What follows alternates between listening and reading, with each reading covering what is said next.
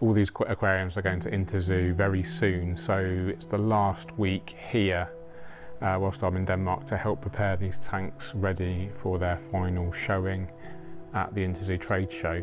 And the purpose of this video is to give you a deep dive into the biggest aquarium that we are showing. This is the 3 metre, or it's about 9 feet long, shallow.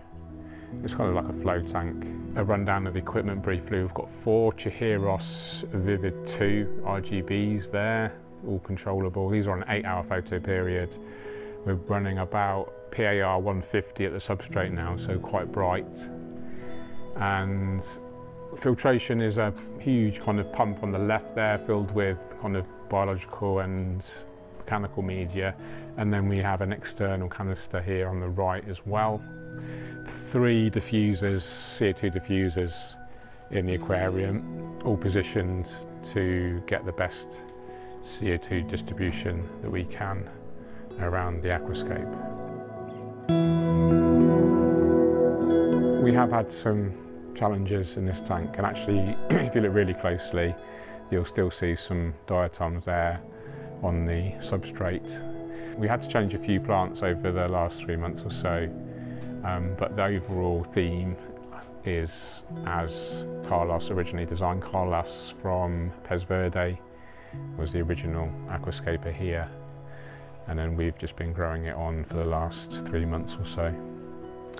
So the whole concept is, the hardscape is mainly this driftwood, and it's been kind of laid out to hopefully create this kind of wave formation.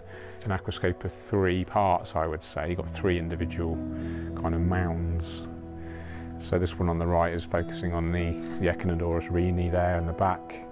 And then we have the Echinodorus tropica, which is a new one that we're releasing. And then we have the Aerocaulon Vietnam. I love this plant. This wasn't originally in here at the beginning, but I thought we should showcase it. So it's in here now. Albedo Brown, again, this wasn't in here originally, but I thought it'd be like a really nice transition from the Monte Carlo to the wood. The Hygrophila pinnata there for a lovely texture and colour. And then this is really interesting. This is the Cryptocorini nurii in the back. And you'll see there's actually an underwater leaf there, an underwater flower, which is really rare in crypts to actually get underwater flowers, so that's really cool.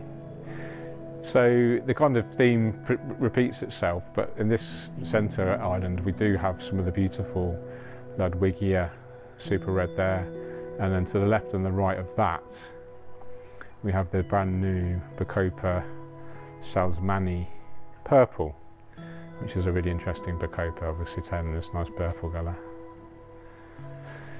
And then same kind of thing over on the left, but this has the beautiful Cryptocorini spiralis red in the back there, and then we have some beautiful specimens here on the left. So the overall tank, this is going to be drained all the way down to the bottom as much as we can, all the livestock removed, and then it will be transported to Nuremberg in Germany by the road on a special lorry from Denmark. This has been growing in for the last 12 weeks or so. It's been up and down, you know, in terms of its the health, the algae. We've had quite a few issues on and off, but yeah, I'm hopeful that it will be well received in the show, and I'll give you another update video once we're there, I'm sure. Fertilisation, I think we're adding around 100 mil with every water change. So the water is getting changed 2 or 3 times a week, and then 100 mil of the specialised nutrition. There are quite a lot of Nontesinclus and shrimp in here to help with the algae. Other plants of note, let's go through some plants in more detail. This is the Bucephalandra Blue Steel. This is brand new for Tropica. Absolutely beautiful Bucephalandra. Really love this. It's flowering as well. Got some Anubias minicoin there on the top left, and some more minicoin there.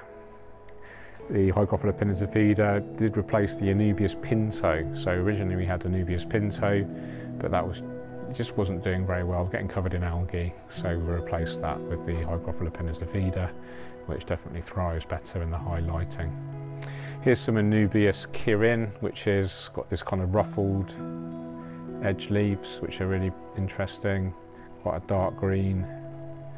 We've talked about the Aerocaulon. Obviously a carpet there of the Monte Carlo. So yeah, overall happy with the result. It could be a little bit better, but I think it's just reassuring maybe to know that, you know, even a professional outfit like Tropica, you know, we still suffer with various issues when we're developing our aquariums. So I think it's just a magnificent aquarium. It's hard to get an indication on the video how big it is, but if you just, I guess you can look at my hand here and then we just walk along. It gives you an idea of the size of it.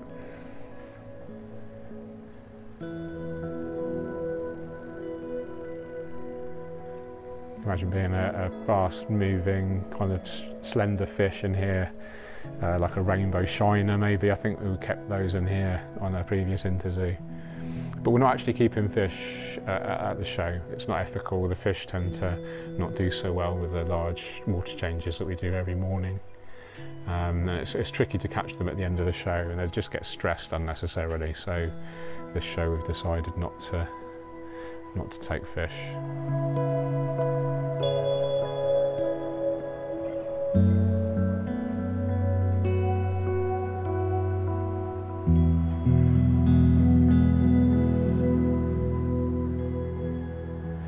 So I will be reporting from interzoo in the next, it's actually next week, so I'll try and get this published as soon as I can, and then probably one of the next videos you'll see will be from interzoo.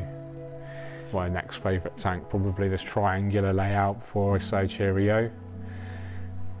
This was created by Fabian Beck. Man, this is doing really well. Again, there's been a few species changed over because we did struggle with some of the plants. The Monte Carlo in the foreground, we changed to the Eleocharis Piscilimini. But this is looking magnificent. Classic triangular layout.